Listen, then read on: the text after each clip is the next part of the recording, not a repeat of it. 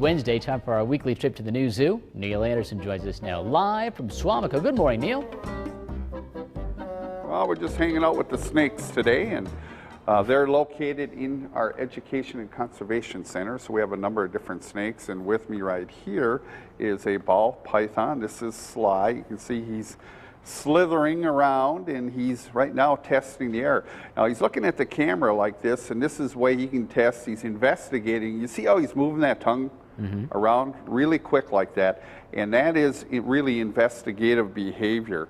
So he's got like a little groove that he doesn't have to open up his mouth. He can go ahead and actually put his tongue out. It's forked. He'll pull whatever scent, whatever he can smell will pull back in, and there's a little organ on the top of the roof of his mouth, and then he can kind of determine from there, kind of what he's looking at, what he's investigating.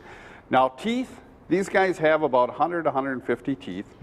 They go through several sets, very similar to like alligators, where the tooth is not rooted, and it can come out, and then it is replaced. And even, when you look at venomous, like a rattlesnake, Pete, rattlesnake with their fangs, they also have a reserve fangs that are right behind. So if they ever lose a fang, that reserve fang fills right in. And actually sometimes when they're replacing those fangs, they may have 4 functional fangs. And a lot of people think, when you get, like say if you're bit by a rattlesnake, what actually happens is they push out their fangs and actually stab you with the fangs. Very seldom you actually get bit, but it's the envenomment. When they put the venom in, it's from actually stabbing those fangs forward. Now, one thing different with them from us too is the heart. We have a 4-chambered heart. They have a 3-chambered heart. And what's interesting with different snakes, the heart is located in different positions. Like if you look at the eastern grass snake, that is over in Europe, the heart would be really close to the head. If you looked at our garter snake, you could underneath here, you can see we call these scales are scoots. Yeah. If you counted down 27 of those, that's where the heart would be on a garter snake. Huh. Now, on a rattlesnake, you'd have to go down to roughly 70 scoots, and that's where you would find, in the timber rattlesnake, you would go ahead and find the heart as well. So it's a little bit different. They only have one carotid artery that feeds blood to the brain.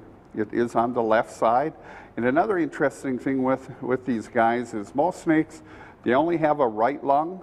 The left lung is either absent or it is fairly reduced. So they got a lot of neat things. Yeah. And one of the things we're going to do next segment is we're going to go ahead, and you can see over here we got the queen over here. This is Isabella, and we're going to take Isabella out.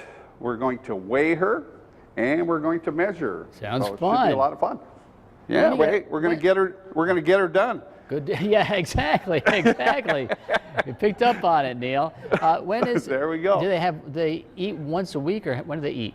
Yeah, normally we feed these guys once a week. What days? And normally, when they grow and they shed, they're really looking at shedding somewhere between 2 and 4 times a year. Oh, okay. All right. Well, we'll talk to you more next hour. Okay, Neil? Hey, See ya. We'll get her done.